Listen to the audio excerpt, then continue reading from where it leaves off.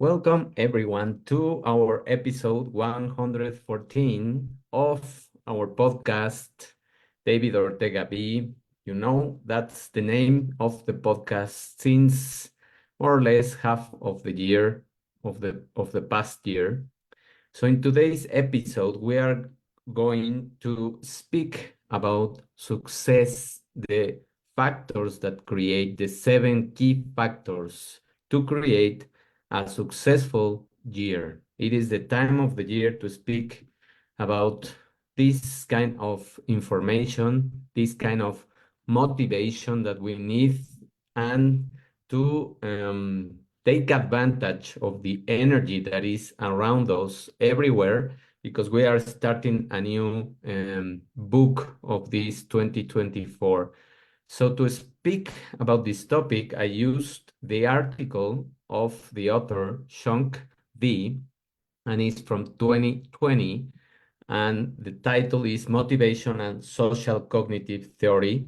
The journal is Contemporary Educational Psychology, and we are going to speak about all of the components of motivation and what is happening in your life.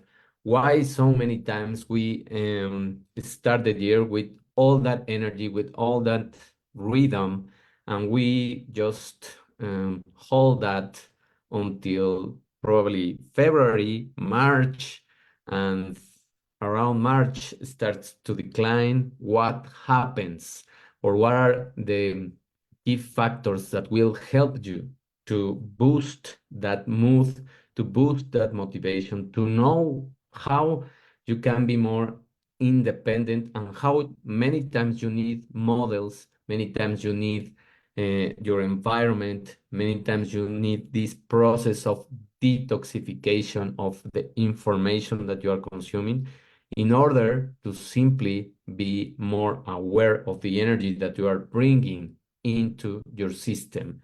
So all of these things we are going to speak about. So without further ado, let's go with the points of the 7 factors that will help you to create a successful 2024. And let's make a challenge here, and let's try our best and do our best to sustain this motivational energy until December. So that is the challenge for everyone that wants to join. And just please pay attention until the end of this transmission, because I will really, really go into deep detail of the things that we need to do, and they are not so difficult. So let's start. Number one is motivation in this context of social cognitive theory or social learning theory. Motivation in this context of the theory refers to the internal processes that influence goal-directed activities, including your choice. Be careful with this. What are the choices that you are making since this moment? And making a choice implies that you are in the presence of the moment. Effort. What is the kind of effort that you are taking into the actions that you are going to perform? Persistence. This is extremely important. It is not about uh, filling your notebooks or journals or vision boards of objectives. It is just going in a more self-efficacy mode where you just choose 2 or 3 things for this year. If you arrive until, I don't know, 6, 7 months and you accomplish all of those things, then you add more. But don't overwhelm yourself due to this motivational energy that you have right now. Just be a little bit humble, a little bit patient with yourself, and let's do it step by step. So persistence, that's the key factor. And of course, if you have goal-directed activities, if you have better choices, if you make a much better effort in the things that you are doing, And if you are persistent in the things throughout the year, the end point or the end result is going to be achievement of the things that you are going to set in your mind. Number two, reciprocal interactions. We need the social context.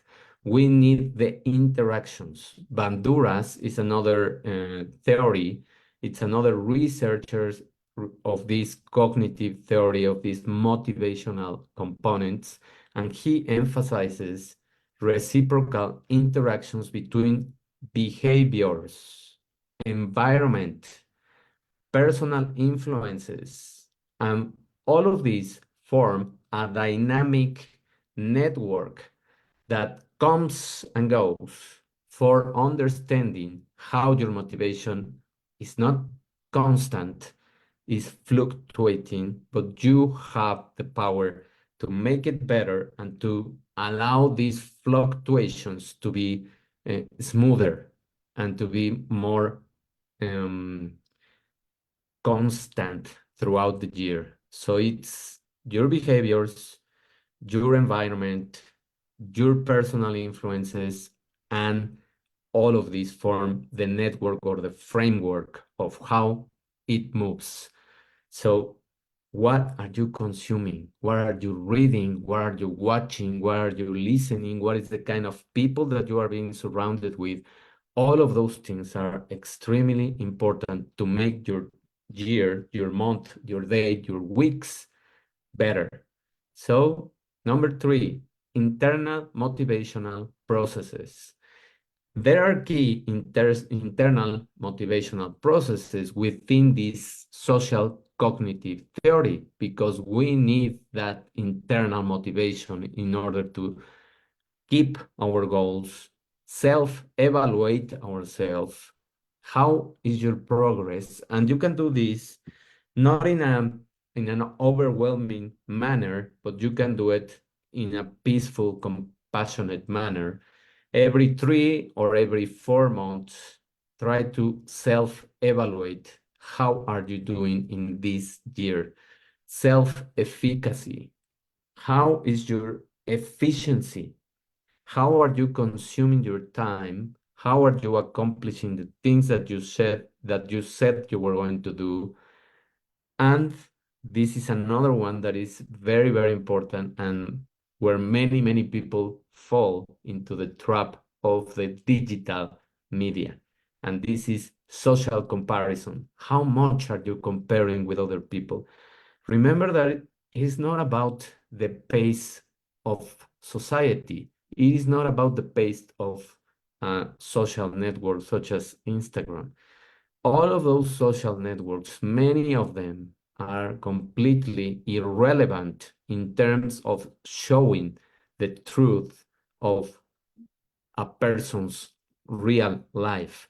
So don't base yourself, your progress, on comparing with anyone else. Your only comparison is yourself. And that's why you are going to do this self-evaluation of progress. And it doesn't matter if you are in this year in March and suddenly 2 or 3 things that you said that you were going to do or accomplish are not ready yet. Just be compassionate. Try to analyze from another perspective, not from the attachment to the result, and see what happened. Now, values, and this is an extremely good point that I will touch on future episodes because we have a crisis of values everywhere in the world. Everywhere in the world there was an earthquake because we had these 3 years of pandemic and we dealt with many, many things that we were not prepared, of course, that we didn't even imagine that it was going to cause a lot of damage. And we all have uh, some uh, penetration of the things that happen in our mind and in the context of mental health, of course. So your values need to be in order. What are your values? Start writing your values and just start with five or three. That's it. Don't overwhelm yourself also.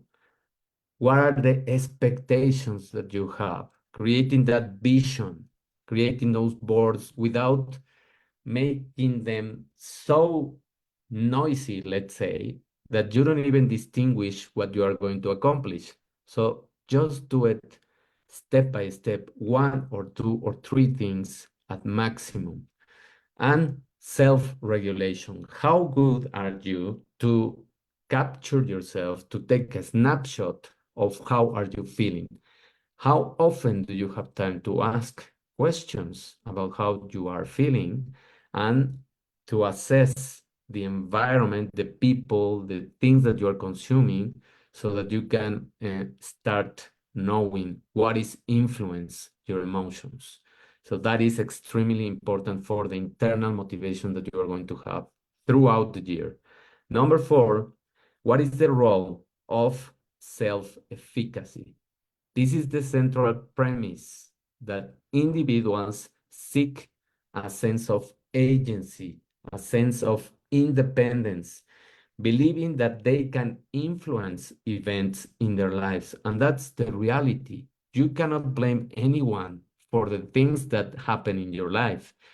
You cannot justify the things that happen or didn't happen, but you can be compassionate and you can just simply be more aware of the things that are surrounding you and how are you feeling and how are you physically to assess the things of your life and to be more self-efficient. So this is the perceived capability or ability to learn and perform actions. I will repeat this. Self-efficacy is your ability, perceived ability to learn and to perform actions. And they play a crucial role in this agency perspective. So the more you know how you are learning and how you perform your actions, the easier it will be more to have a much more resilient perspective of your life and to be more independent throughout the year. Number five, there is a triad in this context of motivation, and this triad has to be reciprocal. The conceptual framework of this triadic reciprocality, I could say that word, and I thought I was not going to be able to say it. Those highlights the dynamic interplay between behavioral, environmental, personal influences and shaping all of the motivational processes. So it's your behavior, the environment, the personal influences. These three factors, this triad is extremely important to shape your motivation, how you behave, what is the environment, and what are the personal influences that you are having. Personal means that you choose them, that you make the progress based on the things that you are consuming. Number six, response facilitation refers to model actions.